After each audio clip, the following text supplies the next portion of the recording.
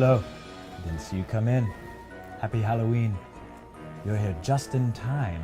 I was just about to settle in and read one of my favorite stories to my new friend Timmy. Say hello, Timmy. You'll have to forgive him. He's a bit shy.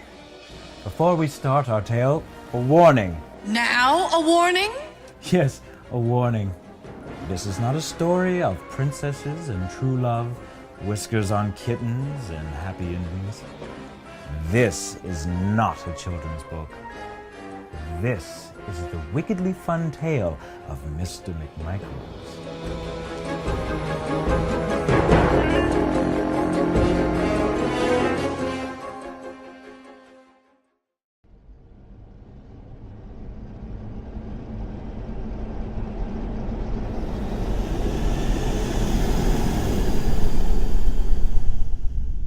There once lived a boy in apartment Z, who brushed his teeth nightly just before bed.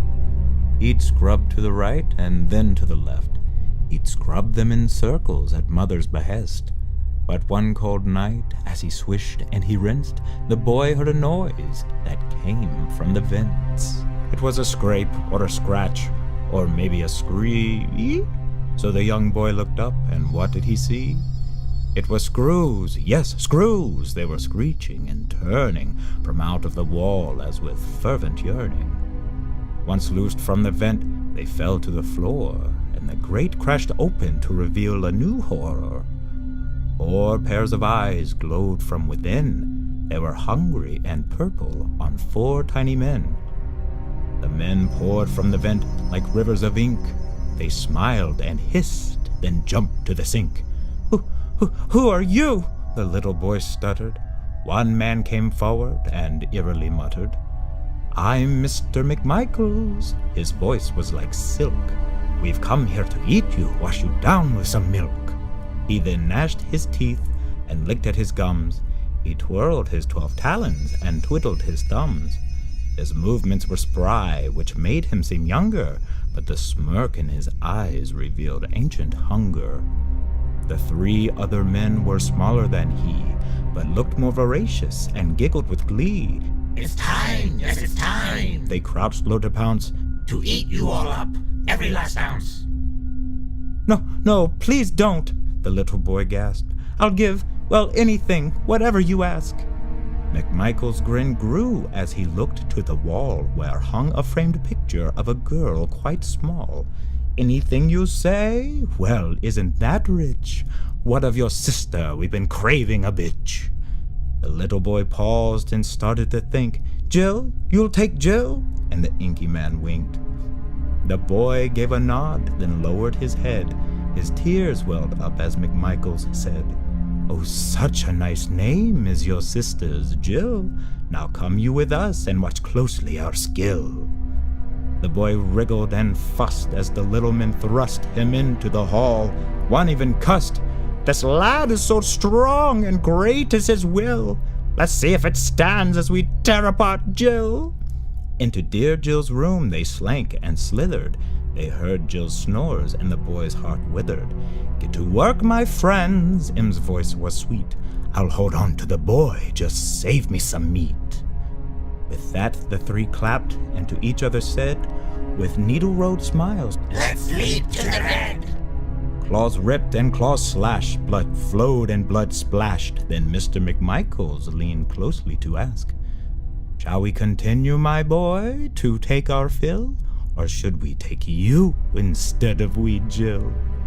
There is still time, her heart it still beats, but best decide quickly, for her soul retreats. Sucked into their mouths, deep into their throats, in sticky red rivers. Now, what is your vote? Jill's hand reached out, her eyes were pleading, but her tongue had been eaten, lest all hear her screaming. Take her, the boy cried, as Jill's limbs went slack. Just leave me alone and never come back. As he hugged the small boy, the vile man swayed and whispered so gently, You have been saved. And then they were gone, the 4 inky men, as was dear Jill, who they took with them. There still lived a boy in apartment Z, who brushed his teeth nightly just before bed. But on this cold night he brushed with less zest, for last night's events had left him distressed. Through the thin walls he heard his mom's sobs, but her cries became quiet as her pills did their jobs. God, where did Jill go? All day she had cried. The police could not help, although they had tried. The little boy's guilt had sealed his mouth shut. He'd lied and played dumb with knots in his gut. Now rinsing his brush, there came a loud scratch as the vent flew open and hell was rehatched. The 4 vile men slid down to the sink with devious intent and the cankerous stink. Their teeth were stained red from their previous kill, and one chewed a finger that must have been Jill's. Now what do you want? I told you to go, the little boy screamed. No, I don't want to know. We've come back to eat you, McMichaels orated. Jill was too small and left us unsated. The one with the finger inched forward and spit Jill's nail from his mouth and said in a fit, She got stuck in our teeth, the horrid man tittered. She wasn't that fresh and tasted quite bitter. The little boy remembered the scene from before. He broke out in a sweat and got cramps in his core.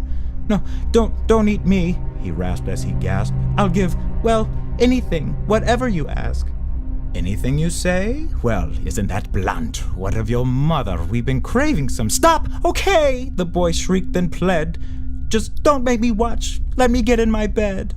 McMichaels looked back, consulting his minions. They whispered and giggled and shared their opinions. Okay, my dear lad, you've no need to watch, but we have an idea, something far more posh.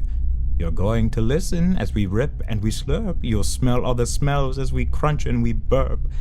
You'll hear her eyes pop and smell something foul, so foul there's no doubt we are chewing her bowels. Your mind, you see, shall be far more free to picture the intricacy of a murderous spree.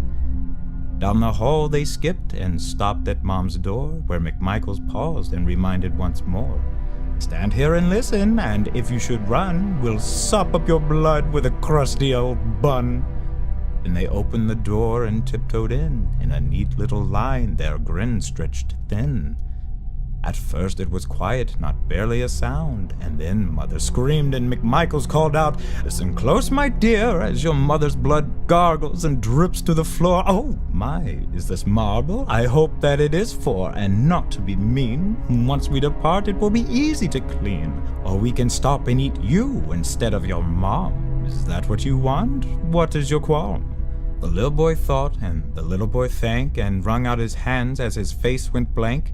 You can take me, and let her be free. Leave my mother alone. Then he fell to his knees. Oh my, I'm sorry, Em appeared and frowned. You waited too long, she's already down. Your thoughts were too lingered, you silly old boy. My command has been given, now she's our dead toy. The boy cried aloud, but no one could hear, except 4 little devils who grinned ear to ear. There once lived a boy in apartment Z who brushed his teeth nightly just before bed. On this night, however, he just stared in the mirror. It wasn't his reflection that stared back in fear. For as expected, a scrape and a creak, the vent grate flew open, hit the floor at his feet. The small slinky demons cackled and fluttered and wiggled their talons, the little boy sputtered. I've nothing to give, you've taken your fill. I have no family left without Mommy and Jill. The 4 dangled their tongues and in unison stated, There's one thing left. At which McMichaels orated, You made your choice, not once but twice, to save yourself and not sacrifice your life for theirs, to face the terror and take their place. That was your error. Had you volunteered your life at first, we would have departed without slaking our thirst.